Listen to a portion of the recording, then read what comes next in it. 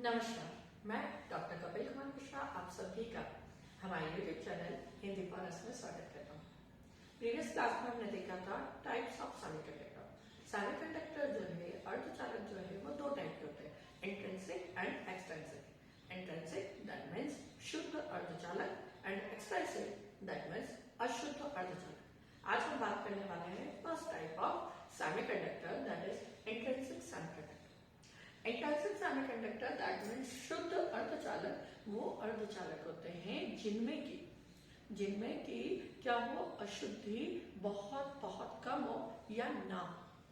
Clear? Means ऐसे अर्धचालक जो कि अपनी प्योर कंडीशन में होते हैं वो क्या कहलाते हैं, इंट्रिंसिक सेमीकंडक्टर, शुद्ध अर्धचालक। इस तरह के जो अर्धचालक होते हैं जनरली जब एटमॉस्फेयर या फिर हम बात करें कि नॉर्मल जो सिचुएशन में जो अर्धचालक है वो आपको या सेमीकंडक्टर जो है वो आपको प्योर कंडीशन में नहीं मिलता है, उनमें कुछ ना कुछ इम्प्योरिटी ऐड होती है। सो ऐसी सिचुएशन में अगर हमें एक शुद्ध अर्धचालक इम्प्लीमेंट करना हो या आपको एक इंट्रिंसिक सेमीकंडक्टर की रिक्वायरमेंट है तो आपको क्या करना होगा, आपको उस अशुद्ध अर्धचालक से, उस एक्सट्रिंसिक सेमीकंडक्टर से इम्प्योरिटीज क्या करनी होगी, रिमूव करनी होगी। इसके लिए मॉडर्न एरा में बहुत सारे टेक्निक्स अवेलेबल है जिनके थ्रू आप क्या कर सकते हैं, एक प्योर सेमीकंडक्टर, एक शुद्ध अर्धचालक क्या कर सकते हैं, इम्प्लीमेंट कर सकते हैं। हमने बात करी कि इंट्रिंसिक सेमीकंडक्टर क्या है, जो कि क्या हो, प्योर हो।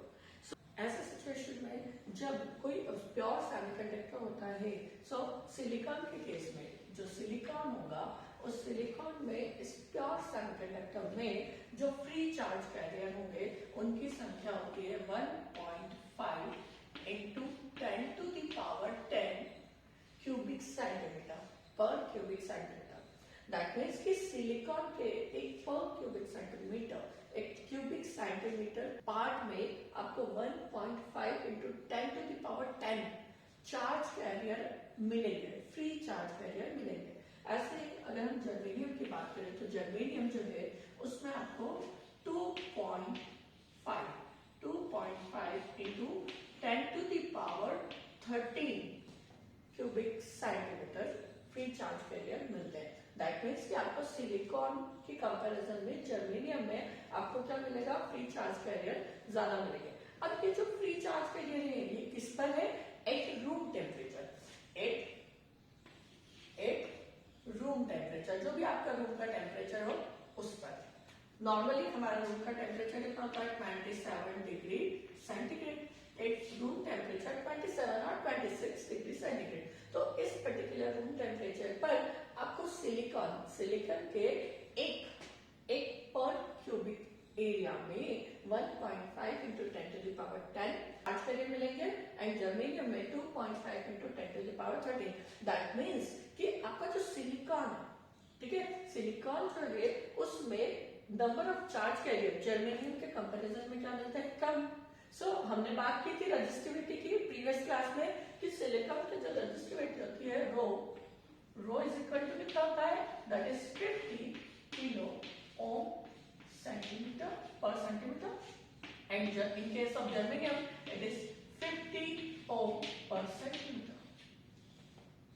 क्लियर है? सो यहाँ पर हमें इससे क्लियर होता है कि आपका जो सिलिकॉन है उसकी रेजिस्टिविटी ज्यादा क्यों होती है और कंडक्टिविटी कम क्यों होती है, एक रूम टेम्परेचर एंड जर्मेनियम की कंडक्टिविटी ज्यादा हो रही है और रेजिस्टिविटी कम क्यों हो रही है। आई होप आप सभी को ये प्रॉब्लम क्या होगा, क्लियर होगा।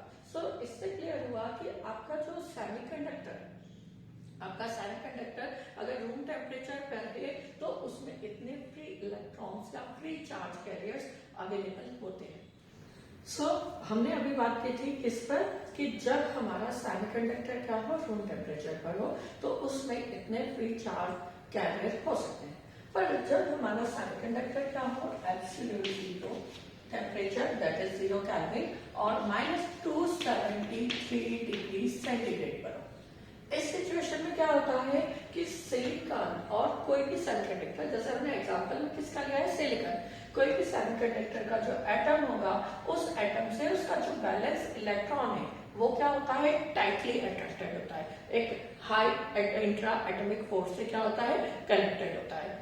देन ये जो ब्लू लाइन है ये क्या शो कर रही है, that is covalent bond. And ये कोवेलेंट बॉन्ड मतलब ये सिंगल एटम एक तो सिलिकॉन से क्या है, बिल्कुल प्रॉपर फोर्स से कनेक्टेड है, एज वेल एज यही इलेक्ट्रॉन इसके नेबर एटम के साथ क्या होता है, कोवेलेंट बॉन्ड के थ्रू प्रॉपरली कनेक्टेड होता है। दैट इज व्हाई एक एब्सोल्यूट जीरो टेम्परेचर पर आपका कोई भी इलेक्ट्रॉन जो है वो क्रिस्टल पर मूव नहीं कर पाता या फ्रीली अपना कोवेलेंट बॉन्ड ब्रेक नहीं कर पाता, जिसके कारण एक जीरो टेम्परेचर हमारा जो सेमीकंडक्टर है वो किसकी तरह बिहेव करता है, जस्ट लाइक इंसुलेटर। मीन्स कि आपने क्या किया, आपने एक जीरो टेम्परेचर यानी आपने टेम्परेचर कम करके कितना कर दिया, 0 केल्विन। 0 केल्विन की सिचुएशन में सिलिकॉन का जो एटम है उस एटम से उसकी कोवेलेंट बैंड में जो इलेक्ट्रॉन है वो इलेक्ट्रॉन क्या होते हैं, टाइटली कनेक्टेड होते हैं, एज वेल एज ये इलेक्ट्रॉन कोवेलेंट बॉन्ड के थ्रू नेबर एटम से भी अटैच होते हैं। दैट इज व्हाई कोई भी इलेक्ट्रॉन फ्री कंडीशन में क्रिस्टल में मूव नहीं करता। इसलिए एक absolute zero temperature intrinsic semiconductor किसकी तरह बिहेव करता है, जस्ट लाइक अ इंसुलेटर। अब जैसे जैसे टेम्परेचर क्या करते हैं, टेम्परेचर बढ़ाते हैं और एक रूम टेम्परेचर, ठीक है, एक रूम टेम्परेचर 27 डिग्री सेंटीग्रेड और 26 डिग्री सेंटीग्रेड। इस सिचुएशन में जैसे जैसे टेम्परेचर इंक्रीज किया जाता है तो क्या होता है, टेम्परेचर के इंक्रीज होने से ये कोवेलेंट बॉन्ड को क्या मिलती है, एनर्जी मिलती है। एनर्जी मिलने से ये कोवेलेंट या वैलेंस इलेक्ट्रॉन क्या होते हैं, एक्साइट होते हैं। इनमें एनर्जी जब इंक्रीज होगी तो ये एनर्जी इंक्रीज होने से ये कोवेलेंट बॉन्ड को ब्रेक करके इस बॉन्ड से बाहर आ जाते हैं, किसमें, क्रिस्टल में। मीन्स कि जैसे जैसे टेम्परेचर बढ़ाकर हम कहाँ पर आ गए, 27 डिग्री सेंटीग्रेड। तो इस सिचुएशन में कोई भी इलेक्ट्रॉन क्या कर सकता है, अपने कोवेलेंट बॉन्ड को ब्रेक करके कहाँ आ जाता है, क्रिस्टल में। इस इलेक्ट्रॉन को क्या कहा जाता है, फ्री इलेक्ट्रॉन। क्यों, क्योंकि ये इलेक्ट्रॉन इस पूरे क्रिस्टल में कहीं पर भी मूव कर सकता है। देन जिस पॉइंट से, जिस प्लेस से ये इलेक्ट्रॉन क्या होता है, बाहर निकलता है, वहां पर इलेक्ट्रॉन्स की एक वैकेंसी जनरेट हो जाती है। एक वैकेंसी दैट मीन्स कि यहाँ पर अब एक इलेक्ट्रॉन की क्या है, रिक्वायरमेंट है। यहाँ पर क्या है, एक इलेक्ट्रॉन की रिक्वायरमेंट है। क्यों, क्योंकि इस एटम को अपना आउटर मोस्ट ऑर्बिट कंप्लीट करना है, एज वेल एज इस एटम को भी क्या करना है, अपना आउटर मोस्ट ऑर्बिट कंप्लीट करना है। दैट मीन्स यहाँ एक क्या जनरेट होगी, वैकेंसी। ये वैकेंसी जो है, इस वैकेंसी पर कौन सा चार्ज होता है, इट इज पॉजिटिवली चार्ज और इसे कहा जाता है होल। इसे क्या कहते हैं हम, होल। क्लियर है, यानी जिस प्लेस पर, जिस एटम से कोई इलेक्ट्रॉन, वैलेंस इलेक्ट्रॉन बाहर आएगा तो उस एटम में एक वैकेंसी जनरेट होगी, उस वैकेंसी को ही कहा जाता है होल्स। और इस पर पॉजिटिव चार्ज होता है। इस पॉजिटिव चार्ज की काइंड क्या करता है, नेगेटिव को अट्रैक्ट करता है। जस्ट सिंपल सा केस कि किसी भी, एक एग्जांपल ले कि किसी भी कंपनी में, ठीक है, किसी कंपनी में एक मैनेजर है, वो मैनेजर क्या कर रहा है, अपना टास्क करता है, एट सर्टेन सिचुएशन वो अपनी जॉब छोड़कर चला जाता है। तो ऐसे सिचुएशन में उसका जो पोजीशन है, उस पोजीशन पर आपको क्या होगी, रिक्वायरमेंट होगी एक दूसरे मैनेजर की। सो आप क्या करेंगे, एक वैकेंसी क्रिएट करेंगे, उस वैकेंसी को पब्लिश करेंगे। जो भी इस पर्टिकुलर क्राइटेरिया को क्वालिफाई करता है उसे ये पर्टिकुलर पोस्ट प्रोवाइड कर दी जाएगी। तो सेम एज उस वैकेंसी को फिल करने के लिए आप क्या करते हैं, प्रोसेसर। तो यहाँ पर भी क्या है, एक वैकेंसी जनरेट हो गई है, पर ये वैकेंसी सिर्फ और सिर्फ किसके लिए है, that is for electron. Clear है। सो अभी हमने देखा कि जैसे जैसे टेम्परेचर इंक्रीज होता है, टेम्परेचर बढ़ाया जाता है, ये वैलेंस इलेक्ट्रॉन, ठीक है, ये वैलेंस इलेक्ट्रॉन क्या करते हैं, अपना बैंड को वैलेंट बॉन्ड ब्रेक करके क्रिस्टल में आ जाते हैं, कंडक्शन बैंड में आ जाते हैं। और इनके कंडक्शन बैंड में आने पर वैलेंसी बैंड पर क्या आ जाता है, वैलेंसी बैंड पर एक होल जनरेट हो जाता है, एक वैकेंसी जनरेट हो जाती है, जिससे ही हमने क्या कहा, होल्स। यानी जब भी कोई एक कोवेलेंट बॉन्ड ब्रेक होता है तो हमारे पास दो चीजें आती है, वन इज इलेक्ट्रॉन और वन इज होल। क्लियर है। इलेक्ट्रॉन पर नेगेटिव चार्ज होता है, होल्स पर पॉजिटिव चार्ज होता है। दैट मीन्स कि जब भी एक कोवेलेंट बॉन्ड ब्रेक होगा तो हमारे पास एक पेयर जनरेट होगा, that is electron hole pair. Clear? क्या जनरेट होगा? Electron hole pair. So that process is known age generation of electrons and holes. यहाँ पर क्या होगा? अब सिंपल सा केस है कि आप टेम्परेचर इंक्रीज कर रहे हो तो क्या कोई एक ही कोवेलेंट बॉन्ड ब्रेक होगा? मल्टीपल कोवेलेंट बॉन्ड ब्रेक होंगे। अब ये जो मल्टीपल कोवेलेंट बॉन्ड जो ब्रेक हो रहे हैं उससे क्या होगा? बहुत से इलेक्ट्रॉन क्या होंगे? क्रिस्टल में जनरेट हो जाएंगे। जस्ट लाइक एक यहाँ पर जनरेट हो गया और उसकी एक वैकेंसी जनरेट हो गई। देन कोई कोवेलेंट बॉन्ड इस प्लेस से जनरेट हुआ, ठीक है, ब्रेक हुआ। कोई कोवेलेंट बॉन्ड इस प्लेस से ब्रेक हुआ तो यहाँ एक क्या वैकेंसी जनरेट होगी? एक इलेक्ट्रॉन आ जाएगा। सेम एज एक कोवेलेंट बॉन्ड यहाँ ब्रेक हुआ, सो एक होल जनरेट हुआ और एक इलेक्ट्रॉन क्रिस्टल में आ गया। क्लियर है? तो ये क्या है? ये पूरा फिनोमेना, मतलब जैसे जैसे टेम्परेचर इंक्रीज होगा मल्टीपल, हमने पर क्यूबिक सेंटीमीटर की बात की, पर क्यूबिक सेंटीमीटर सिलिकॉन में एक क्यूबिक सेंटीमीटर में कितने फ्री चार्ज के लिए होता है? That is 1.5 into 10 to the power 10 इतने चार्ज के लिए होता है। मतलब इस रूम टेम्परेचर पर आपका इतने एक क्यूबिक सेंटीमीटर पर इतने इलेक्ट्रॉन हो सकते हैं, यानी मल्टीपल कोवेलेंट बॉन्ड ब्रेक होंगे और वहां पर मल्टीपल चार्ज कैरियर यानी इलेक्ट्रॉन और होल्स पेयर जनरेट होंगे। जनरली इलेक्ट्रॉन्स का जो कंसेंट्रेशन है उससे रिप्रेजेंट किया जाता है स्मॉल एन से, और जो होल्स है उन्हें रिप्रेजेंट किया जाता है पी से। क्लियर है? तो जब भी हम कंसेंट्रेशन ऑफ इलेक्ट्रॉन की बात करेंगे that is an, and concentration of holes की बात करेंगे तो पी। सो ऐसी सिचुएशन में हमने देखा कि जैसे जैसे टेम्परेचर बढ़ेगा एक इलेक्ट्रॉन एक होल जनरेट होगा, एक इलेक्ट्रॉन होल जनरेट होगा। तो electron, number of free electron और नंबर ऑफ फ्री होल्स क्या होंगे?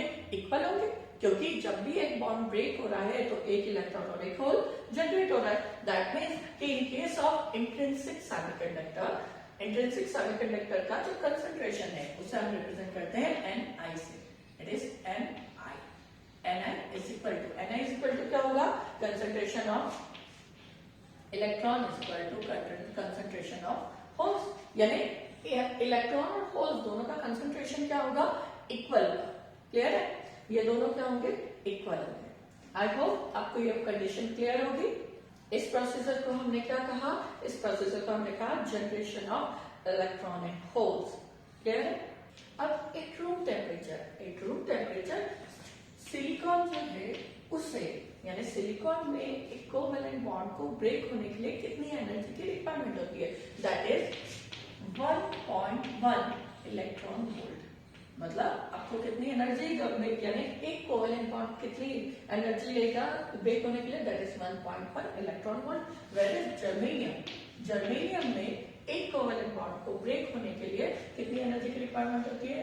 0.72 electron volt. It means that कि आपका एक कोवेलेंट, यानी इन दोनों केस में, सिलिकॉन के केस में जो एनर्जी बैंड